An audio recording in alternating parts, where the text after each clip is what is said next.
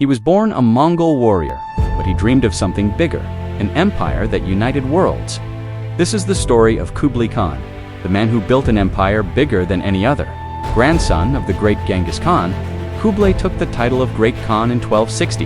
After outwitting his rivals in a game of Go, he didn't take power by force alone, but with a vision. He was the first non-Chinese ruler to govern all of China. But how did a Mongol, a member of the nomadic horse-riding tribes of the Eurasian steppes, become the emperor of one of the most sophisticated civilizations in the world?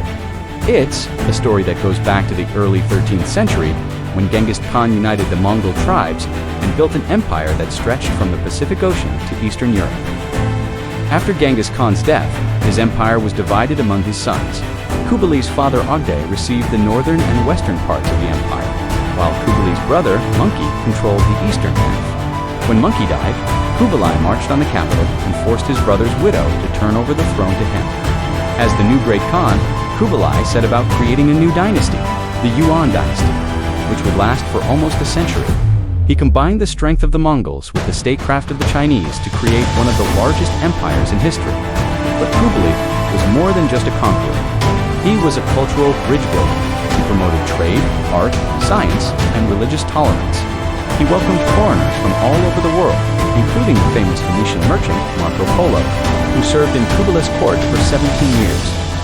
Under Kublai's rule, the empire became a hub of global exchange, a melting pot of cultures and ideas. But it was also a brutal empire.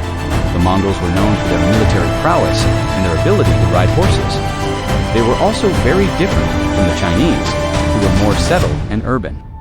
When Kublai took the throne, he had to deal with rival Chinese kingdoms, rebellions, and attacks from other nomadic tribes. But he was a brilliant military strategist, and he was able to hold on to power for over 40 years. So how did a ruthless conqueror become one of the most respected emperors in Chinese history? The answer, perhaps, lies in his ability to combine the best of two worlds, the Mongol and the Chinese. He was a master of blending cultures, of finding common ground between two very different peoples. When Kublai died in 1294, he left behind a transformed empire, a brutal empire that had become one of the most sophisticated civilizations in the world. He laid the foundations for modern China's global influence, its role as a hub of international trade and cultural exchange.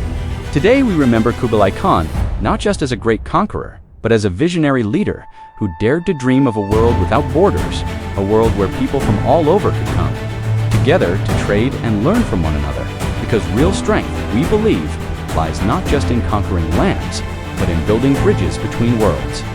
That's 1 minute. See you tomorrow.